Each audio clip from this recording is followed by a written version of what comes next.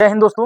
वासुदेव शरण अग्रवाल जी का हम जीवन परिचय पढ़ेंगे और सामान्य साहित्य दोनों विद्यार्थियों को पढ़ना है। और जन्म, जन्मस्थान, भाषा शैली, प्रमुख रचनाएं और मृत्यु। समझ गए? अगर आपको भाषा शैली अलग अलग लिखनी हो तो आप भाषा शैली अलग अलग लिख सकते हैं, कोई इसमें दिक्कत नहीं होने वाली। जन्म इनका कब हुआ था? 7 अगस्त सन 1904 ईस्वी को हुआ था। कब हुआ था? इनका जन्म स्थान कहाँ है? तो ये मेरठ खेड़ा ग्राम के किस राज्य में? तो उत्तर प्रदेश राज्य में। ठीक। इनकी उपाधि क्या थी? तो इनकी उपाधि क्या थी? ये पीएचडी किए थे और डीलिट। ठीक। इनकी भाषा क्या है और शैली क्या है? तो इनकी भाषा क्या है? विषय अनुकूल है, यानी विषय के अनुकूल है और विषय अनुकूल प्रौढ़ है और परिमार्जित है और खड़ी बोली है। इनकी शैली क्या है?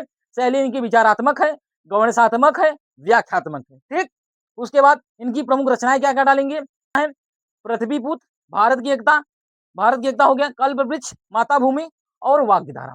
इसके बाद मृत्यु कब हुई थी? मृत्यु 27 जुलाई सन 1967 को हुई थी। ये देखिए, जिस तरीके से मैं लिखा हूं बस उसी तरीके से आपको कॉपी करनी है, इधर उधर की बातें नहीं करनी है। जैसे मैं क्रम से लिखूंगा, जिस तरीके से पेन की अदला बदली करूंगा उसी तरीके से आपको भी करना है। देखिए यहाँ मैं 2 पेन का इस्तेमाल किया हूँ, यानी 2 मार्कर का, ब्लैक और नीला। तो कहाँ कहाँ करना है उन शब्दों को समझ लीजिए।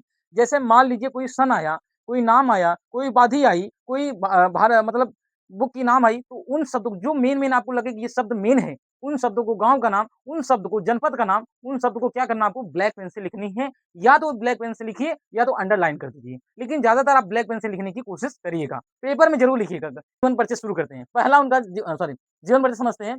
तो वासुदेव शरण अग्रवाल जी का जन्म 7 अगस्त सन 1904 ईस्वी को हुआ। जनपद के खेड़ा ग्राम में हुआ था। खेड़ा ग्राम में हुआ था। ठीक। इनके पिता और माता पिता लखनऊ में रहते थे। कहाँ रहते थे? लखनऊ में रहते थे।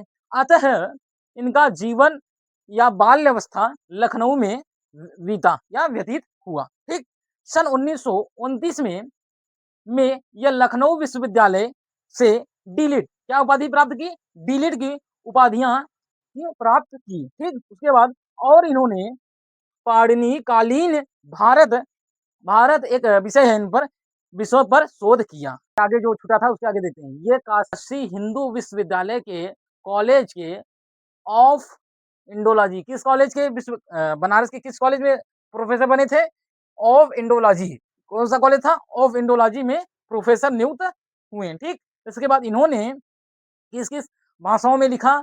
तो पाली में लिखा, संस्कृत में लिखा और अंग्रेजी में आदि भाषाओं का तथा प्राचीन भारतीय संस्कृत और पुरातत्व का गहन अध्ययन किया। ठीक।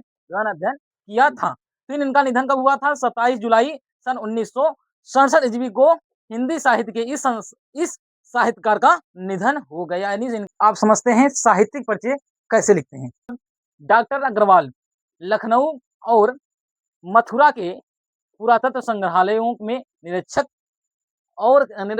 केंद्रीय पुरातत्व विभाग के संचालक और राष्ट्रीय संग्रहालय के दिल्ली के अध्यक्ष रहे। बाद कुछ काल माने कुछ समय तक वे काशी हिंदू विश्वविद्यालय, उस विद्यालय का क्या नाम था? इंडोलॉजी विभाग के अध्यक्ष भी रहे। डॉक्टर अग्रवाल ने मुख्य रूप से प्रागैतिहासिक, ऐतिहासिक, वैदिक तथा पौराणिक साहित्य के मर्म का उद्घाटन किया और अपनी रचनाओं में संस्कृत व प्राचीन भारतीय इतिहास का प्रामाणिक रूप से प्रस्तुत किया। वे अनुसंधाता क्या थे?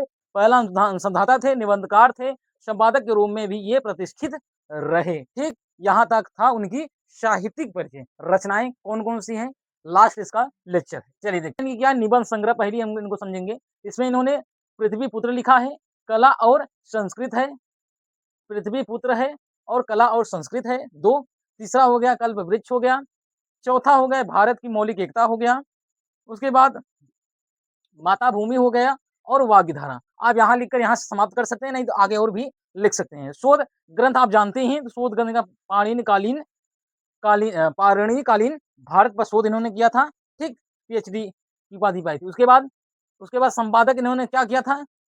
जायसी पद्मावत की संजीवनी व्याख्या। समझ गए? तो यहाँ तक शरण अग्रवाल की जीवन परिचय।